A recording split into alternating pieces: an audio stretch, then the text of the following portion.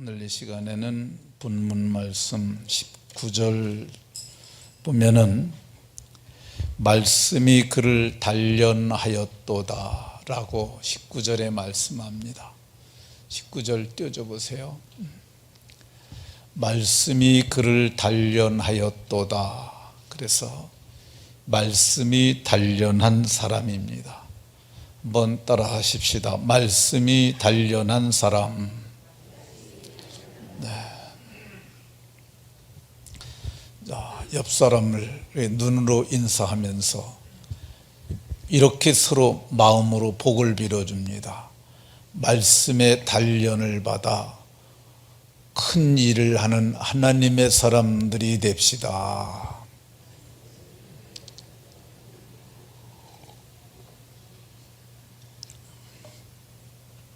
말씀의 단련을 받아서 큰 사람이 돼서 큰 일을 하다가 주의 나라에 들어가는 복이 모두에게 있으시기를 예수님 이름으로 축원합니다. 세상에는 인생 역전의 사람들이 꽤 많습니다. 이 역전이란 말은 초라했으나 반전의 역사로 나중에 심히 창대하고 광대해지는 사람을 말합니다. 이 경기지사 이재명 씨는 자수성가형 흑수저로 이렇게 자타가 인정하는 사람입니다. 그가 스스로 말하기를 나는 흑수저였다고 얘기를 합니다. 근데 꽤나 가난했던 것 같아요. 저 사람이 저보다 8살이 아래인데 그럼에도 불구하고 초등학교 나오고 공장에 바로 취직을 했으니까 그래도 제 나이 때는 웬만하면 중학교들은 갔는데 중학교도 못 가고 초등학교 졸업하고 시계 공장에서 일하는 소년 노동자로 인생을 출발을 합니다. 14살부터 시계 공장에서 일을 했는데 그 시계 공장에서 독한 약품을 쓴대요. 그래서 독한 약에 쪄들고 그리고 일하다가 프레스에 팔을 눌려가지고 팔 하나가 장애를 입었다고 그럽니다. 그것 까닭에 공장에서 나오게 되고 그리고 그때 독학을 시작해서 중학교 졸업자격 검정고시, 고등학교 졸업자격 검정고시 합격하고 중앙대 법대를 합격을 하고 졸업을 하고 그리고 나서 이분이 이제 사법고시를 응시해서 마침내 그걸 패스합니다. 인생 역전이죠. 그것만 돼도 얼마나 대단합니까? 그런데 인권 변호사로 활동하다가 더 많은 사람을 복되게 하겠다는 생각을 가지고 성남시장에 출마하고 그리고 경기지사에 출마해서 오늘 우리가 그를 경기지사로 알고 있으니까 그 사람은 정말 인생 역전의 사나이라 할 것입니다. 그런데 성경을 보면은 오늘 우리가 봉독한 본문의 주인공은 이 이재명 지사와는 깹도 안 될 정도로 대단한 인물이 한 사람 나오는 것 볼 수 있습니다. 이 사람은 야곱이 낳은 사랑하는 아들이었는데 그 사람이 그만 애굽의 종으로 팔려갑니다. 그런데 애굽의 종으로 팔려갔던 그가 마침내 애굽의 총리가 됩니다. 애굽의 2인자가 되는 거죠. 이거는 사실 있을 수 없는 정말 전무후무한 사건이었어요. 그러면 요셉은 어떤 사람이었길래 인생을 역전시키는 이 놀라운 드라마를 연출하는 사람이 됐을까? 성경을 보면 요셉은 야곱이 노년에 얻은 아들이라고 얘기를 해요. 이 야곱이라는 사람이 장가를 가서 아들을 얻었는데 이 요셉은 11번째 아들이에요. 정확히 따지면 91살에 낳았어요. 근데 그가 147살을 살았으니까 91살이면은 아주 노년이라 할 수는 없을 거야. 지금으로 따지면 67세쯤 얻은 아들이라 95세 산다고 치고, 그럼 67세쯤 67세쯤 얻은 아들이라고 할 수 있습니다. 근데 이 야곱이 그를 더욱 사랑했다고 이렇게 말을 해요. 그 이유가 뭐냐면 그는 사랑하는 아내 라헬이 낳은 아들이었기 때문에 그렇습니다. 라헬을 얼마만큼 사랑했느냐 하면요, 7년을 머슴살이를 했는데 7년을 수일같이, 얼마나 빨리 지나갔는지 수일같이 보냈다고 그래요. 그 사랑하는 여인이 낳은 사랑하는 아들이었기 때문에. 근데 그것뿐만 아니라 그가 총명하였고, 그가 정직하였고, 그가 의로웠어요. 그리고 그가 신령한 꿈도 꾸고 그러니까 아버지가 그를 더욱 사랑했어요.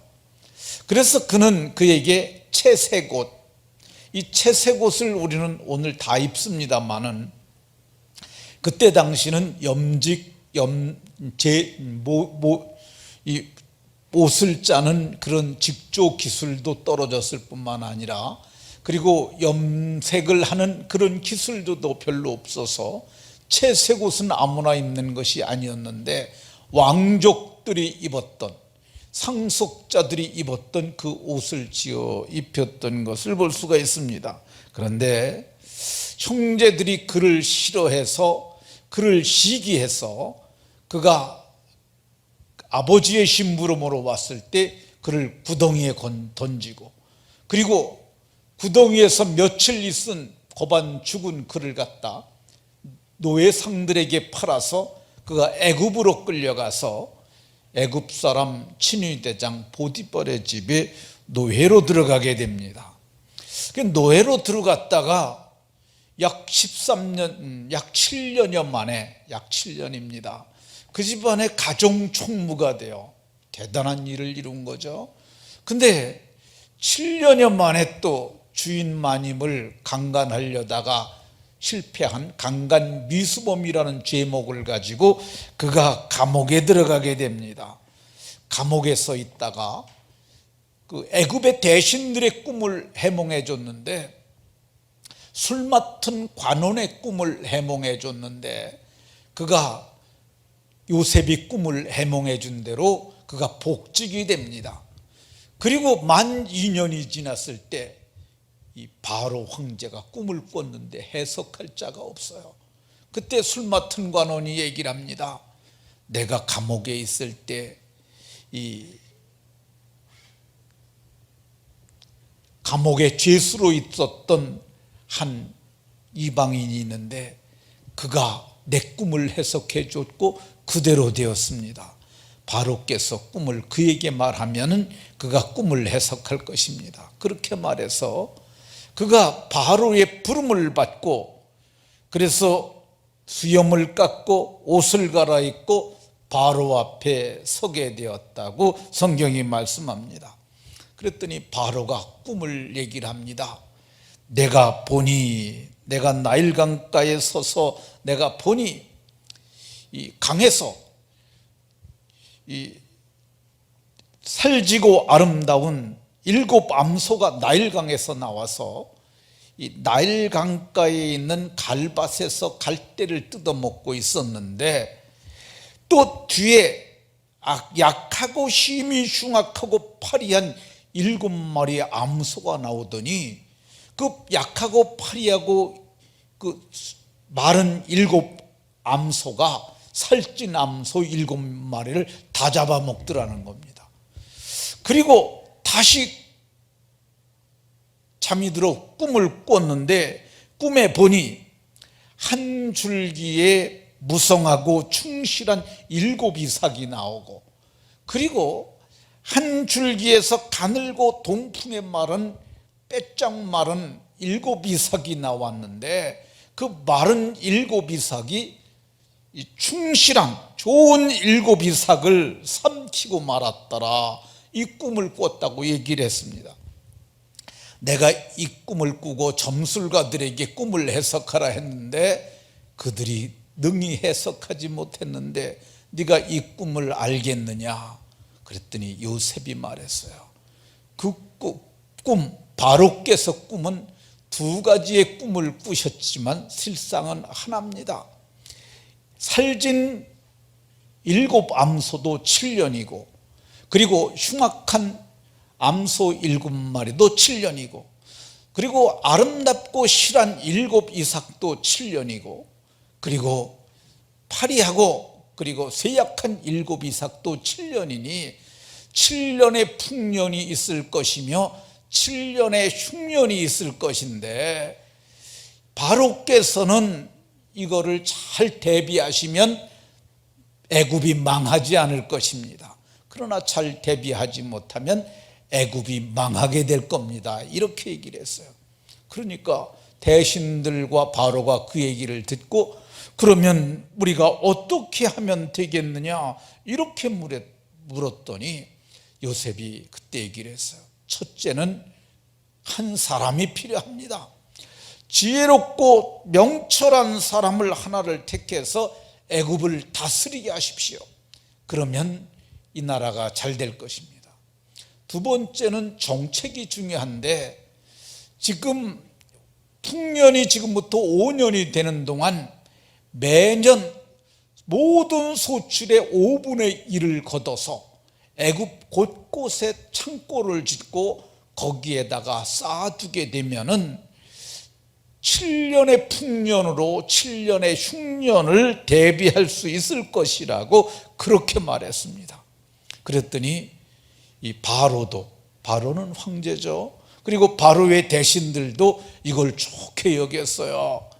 그러면서 그러면 어떻게 하면 될까? 그랬더니 그때 바로가 이렇게 말했어요. 이와 같이 하나님의 영에 감동된 자를 우리가 어찌 찾을 수 있겠는가?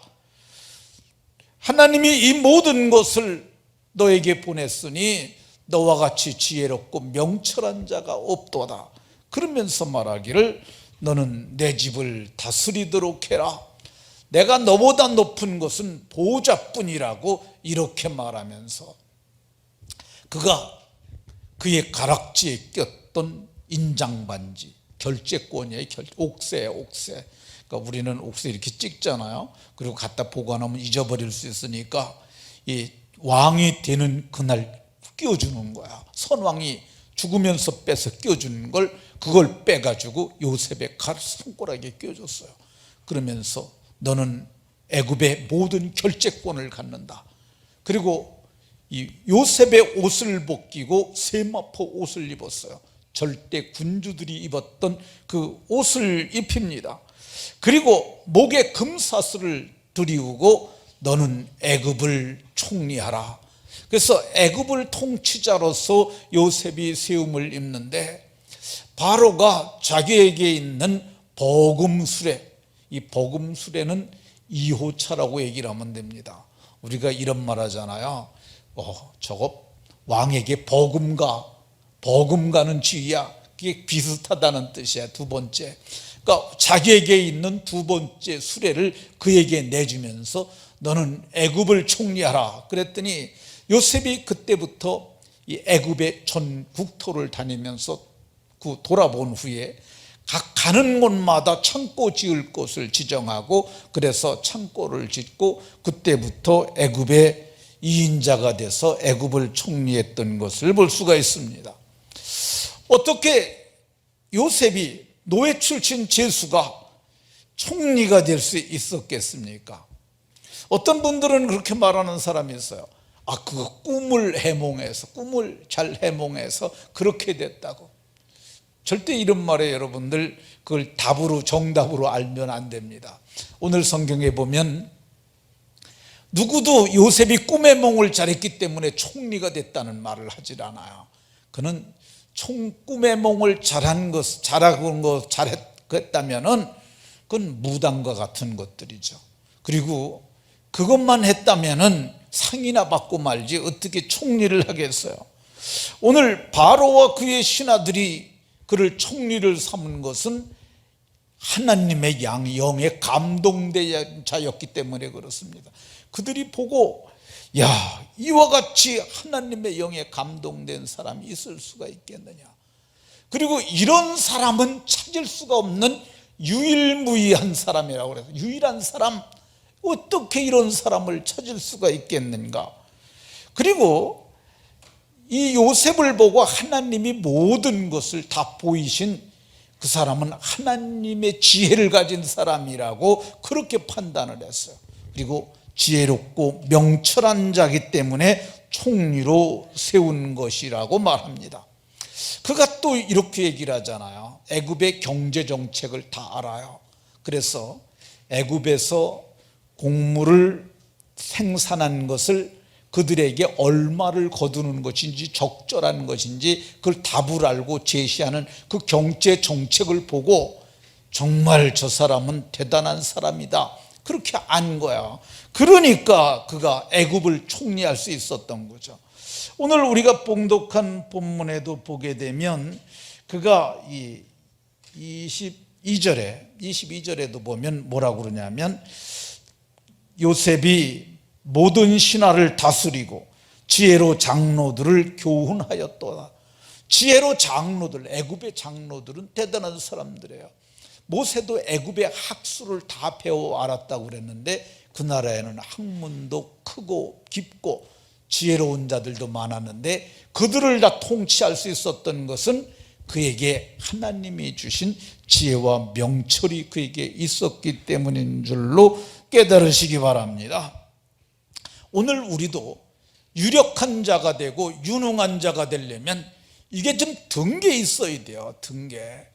우리 10대 청소년들은 이 머리에 집어넣는데 60대가 돼서 집어넣어봐야 얼마 들어가지도 않고 이게 들어가지도 않고 머물지도 않아요. 그러니까 10대 때 감수성 예민하고 그리고 흡입력 좋을 때, 지금 10대 후반에는 그냥 스캔하듯이 들어갈 수 있잖아요. 그러니까 지금이 때인 줄로 깨달으시기 바랍니다.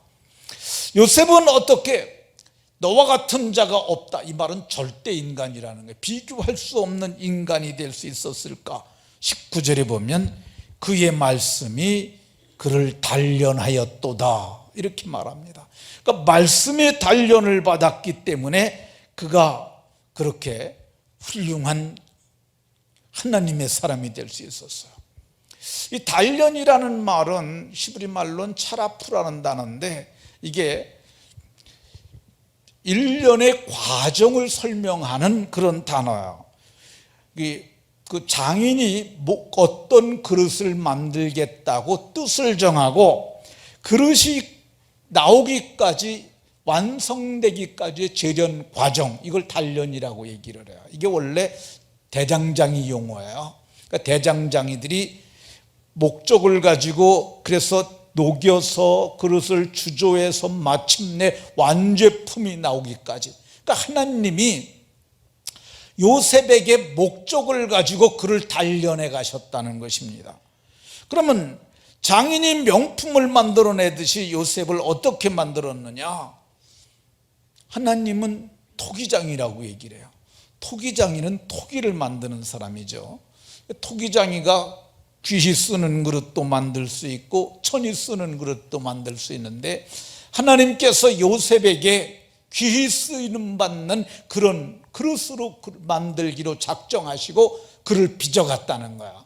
좋은 흙을 택하시고 그리고 정말 최고의 장인의 기술로 그를 갖다가 맥질이라고 그래요. 맥질, 두들겨 패는 거, 흙을. 그래갖고 흙이 그 공극이 없도록, 간격이 하나도 없도록 공기를 싹 빼낸 흙을 가지고 그냥 손으로 주물럭거려 가지고 마침내 그걸 작품을 만들어 가듯이 하나님께서 그를 만들었다 하실 것입니다. 하나님께서 어떻게 단련을 하셨느냐? 이 금을 정련하는 장인이 이 금을 정련할 때 찌꺼기를 싹 건져냅니다. 그래서 혼잣물을 제하여 버리고 아주 순금이 될 때까지 해서 마침내 금을 재련해내듯이 그를 그렇게 만들었다는 것이죠. 하나님께서 어떻게 저를 만드셨느냐? 고난의 풀무에서 저를 집어넣어서, 그러니까 고난의 풀무 몇 가지가 있습니다. 구덩이도 있고 종의 생활도 있고 그리고 노예 생활도 있고 그리고 옥살이도 있고, 이런 일련의 과정을 통해서, 고난의 풀무를 통해서 하나님이 그를 단련하셨는데, 두 가지가 있습니다. 우리에게는 지식이 필요해요. 지식은 학문을 통해서 얻는 거야. 근데 고난을 통해서 마음이 다져지는 거야. 이게 근데 머리보다도 더 중요한 게 뭐냐? 이 마음이 단련을 받는 거야. 어떤 사람은 마음이 희약해서 별것도 아닌 것에 나가 자빠져요. 그리고 그것 때문에 울고불고 하는데, 마음이 단련을 받게 되면 이 사람이 담대해지고 그리고 의연해지고 마침내 목적을 향해서 꿋꿋하게 나가서 이루는 사람들이 됩니다. 우리 그리스도 예수 안에 있는 사람들, 특별히 청소년들은 약해 빠진 세상 사람들처럼 자라면 안 돼요. 온실에 있는 아이들과 같으면 안 돼요. 우리가 어떻게 해야 되느냐? 마음이 단련을 받아서, 그리고 부모님들은 자녀들을 좀 단련시킬 필요가 있습니다. 잘 단련하고, 그래서 좋은 인재들이 되는 복이 있으시기 바랍니다. 요즘은 특별히 지적 단련을 하기에 좋은 때요. 돌아다니지 말라고 그러잖아요.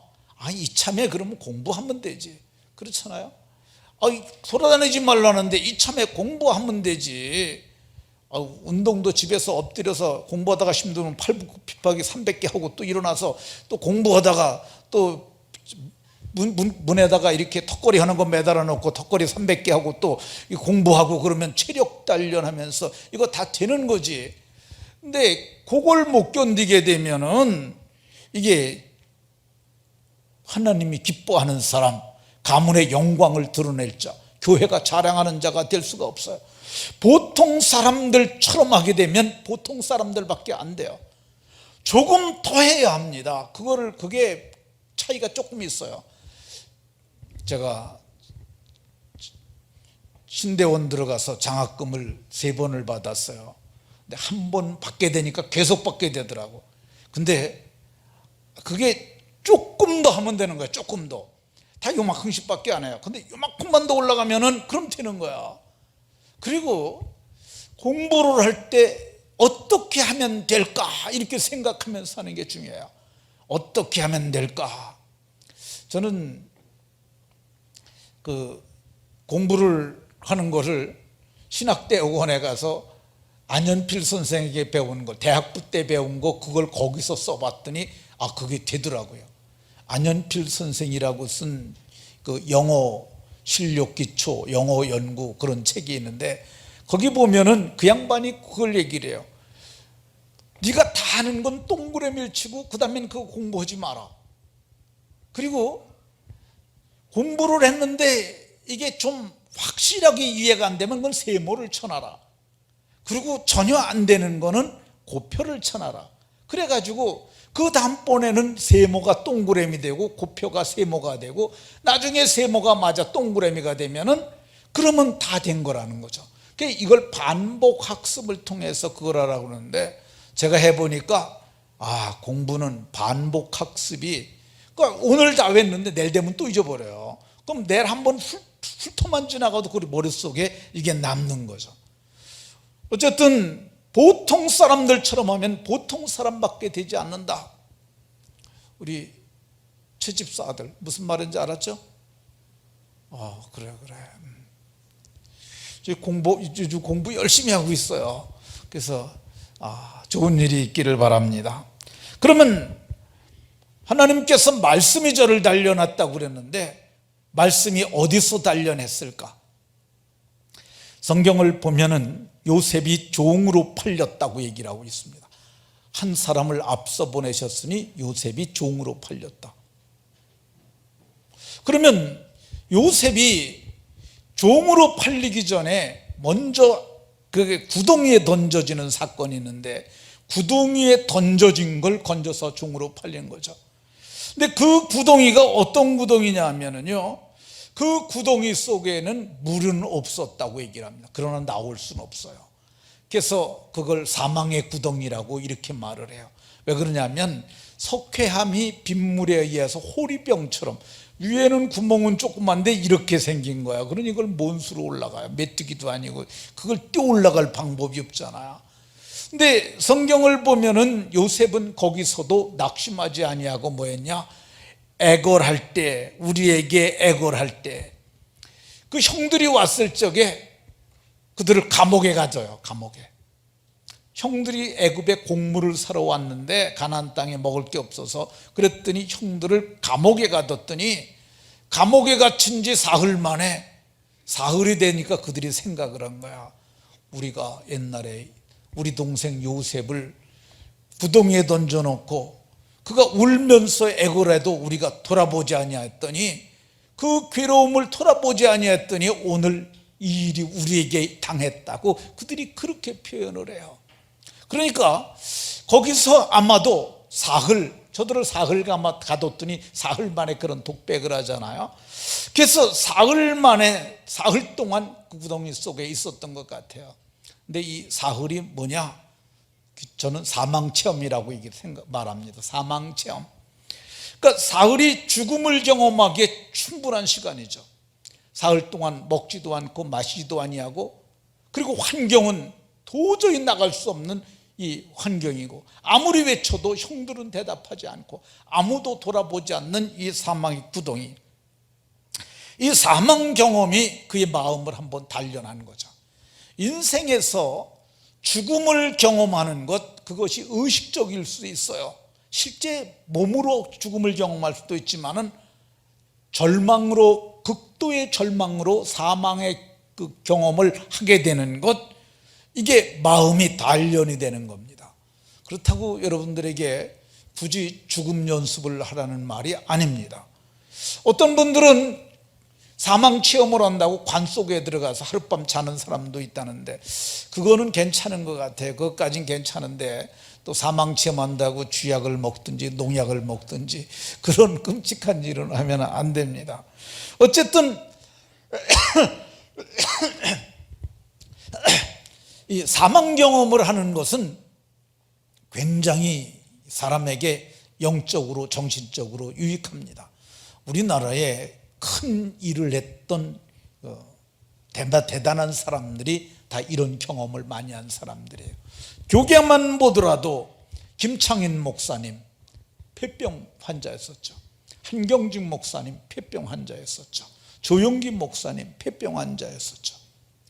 또 이중표 목사님 폐병 환자였죠. 그러니까 이 요셉이 3일 동안 그 구덩이 속에서 사망 경험하면서 이분들도 이 질병으로 인해서 그 사망 경험을 하면서 저들이 그리스도의 대속을 저는 체험했다고 봅니다. 예수님께서도 죽임당하고 사흘 만에 살아나는 얘기를 하잖아요. 이 사망 체험은 우리 모두에게 절대적으로 필요한 것이라고 저는 생각합니다. 제가 이중표 목사님 얘기 좀 하겠습니다. 이중표 목사님은 중학교 2학년 때 친구가 톨스토이가 지은 책 인생 독본이라고 하는 책을 아주 절친히 그에게 줬대요.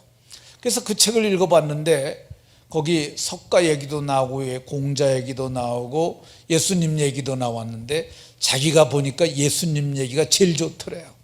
그래서 친구한테 그 책을 갖다 주면서 예수님 얘기 더 볼 수 있느냐 그랬더니 성경, 신약 성경이라는 걸 얇은 거 옛날 저 성서공에서 나온 거 요만한 거 그걸 줬던 모양입니다. 그거 너 보라고 줬대요.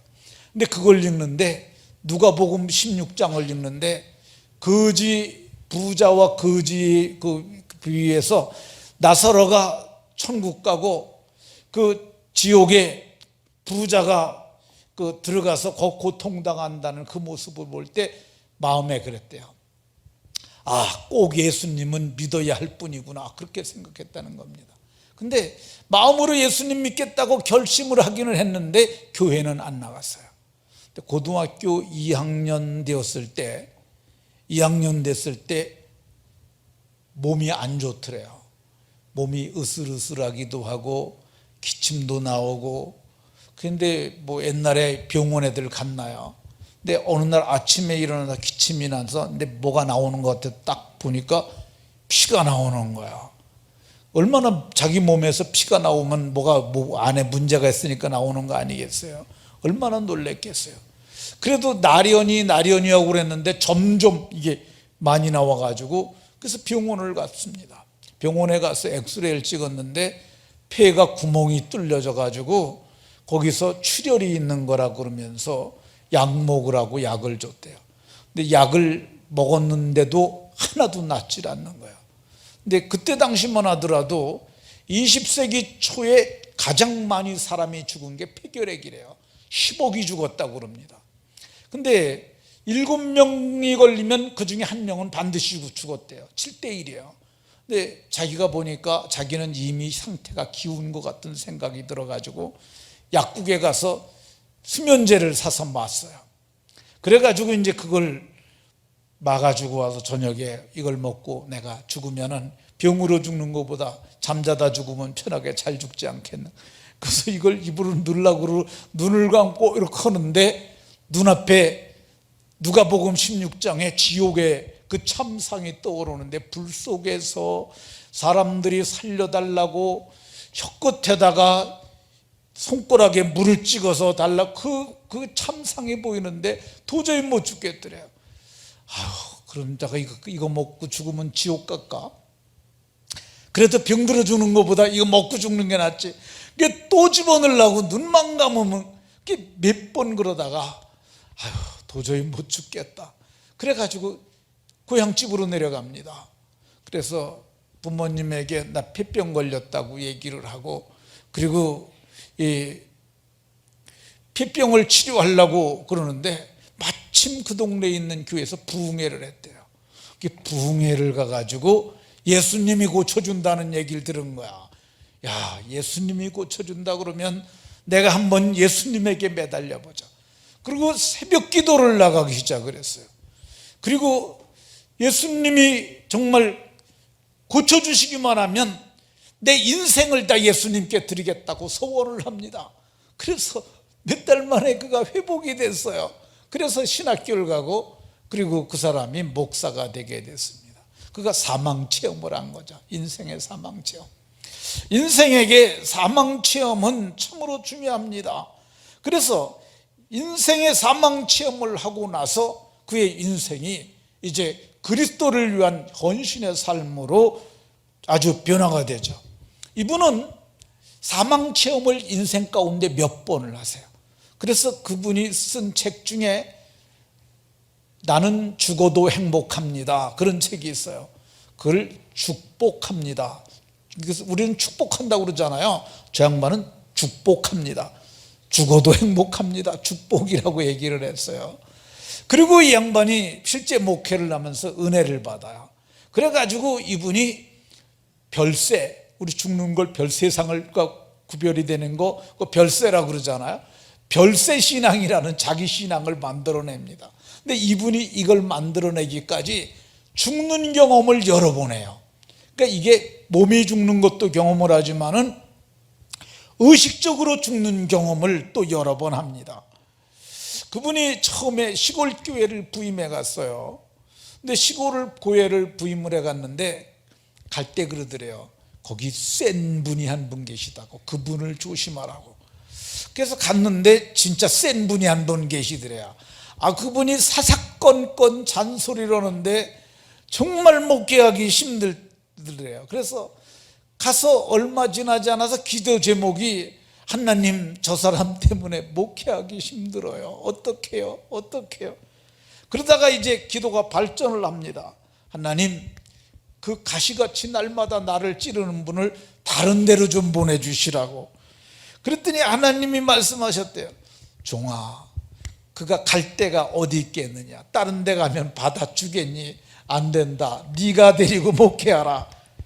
그래서 어느 날 또 기도가 발전을 합니다. 하나님, 그러면 그를 좀 일찍 천당으로 데려가시면 어떻겠습니까? 아직 때가 안 돼서 안 된다. 더 있어야 된다. 그래서 그러면 하나님, 그 가시를 좀 꺾어버려 주시옵소서. 그 못된 버릇을 고쳐주시옵소서 그랬더니 하나님이 그러시더래요. 나도 그는 못 고친다. 그 가시를 고칠 능력이 내게 없다고 말씀하시더래요. 그래서 이중표 목사님이 얘기했다는 거예요. 주님, 성경이 가짜입니까? 주님이 병자들도 다 고치셨고 주님께서 죽은 자도 살리셨는데 그까지 사람 하나를 못 고치십니까? 그랬더니 주님이 네 말이 맞다. 내가 병자도 고쳤고 죽은 자도 살렸는데 내가 유다는 못 고쳤다. 유다를 못 고치고 내가 그만 죽고 말았다고 말씀하시면서 못 고칠 사람은 못 고친다고 말씀하시더래요. 그러면서 네가 고치려고 그러지 말고 네가 죽어라 그러더래요. 그래서 그 말을 듣고 깨달았다는 거야. 아, 내가 죽으면 되겠구나. 죽은 자는 반응하지 않잖아요. 그러니까 내가 죽으면 되겠구나. 그래서 그가 죽었더니 마음을 죽이고 생각을 죽이고 뜻을 죽이고 그렇게 죽은 그리스도와 함께 죽었다는 그 말씀대로 그렇게 살았더니 그가 목회가 순적했다고 그렇게 말을 합니다. 우리에게 사망 체험이 절대적으로 필요합니다. 내가 그리스도와 함께 못 박혔나니 이제는 내가 산 것이 아니요 내 속에 계신 그리스도께서 사신 것이라고 그랬잖아요. 이제는 내가 사는 것이 아니고 내 속에 있는 그리스도가 사시는 것인데 어째서 그러냐? 내가 그리스도와 함께 십자가에 못 박혔나니, 사실 바울이 언제 못 박힌 적이 있어요? 이거는 말씀을 자기에게 적용한 거죠. 예수님이 죽으셨는데, 예수님은 죄가 없이 죽으셨는데 내 죄 때문에 죽었으니 나도 예수님이 죽으실 때 나도 십자가에 함께 못 박혀 죽은 거다. 나는 죽었으니 이제는 내가 사는 게 아니요 내 속에 계신 그리스도가 사신 것이라, 이걸 깨달은 거야. 깨닫는 그 순간 이제는 내가 사는 것이 아니라 내 속에 그리스도께서 사시게 되므로 그가 새로운 인생을 살게 되었음을 얘기를 합니다. 로마서 6장에도 동일한 말씀이 있습니다. 우리가 그리스도의 죽으심과 합하여 세례를 받음으로 그와 함께 장사되었나니, 우리가 그리스도의 죽으심과 합하여, 그러니까 기독교는 첫 번째 첫 단추가 뭐냐면 죽음이에요. 내가 죽음으로 그리스도와 함께 다시 살아가는 거죠. 그래서 그렇게 살게 되면 우리가 어떤 사람이 되느냐? 하나님의 성령이 다듬어가는 말씀이 단련하는 사람이 돼서 하나님의 뜻을 행하게 됩니다. 여러분, 인생들 다 우리는 자기 생각 있고 내 뜻대로 하려고 그러잖아요. 근데 성경은 내가 한번 죽으면 그리스도께서 우리를 이끌어 가심을 말합니다. 누가 그분의 손에 붙잡혀서 그분께로부터 단련을 받아서 온전한 사람, 하나님의 사람들이 다 되셔서 하나님의 뜻을 이루어가는 복이 모두에게 다 있으시기를 예수님 이름으로 축원합니다.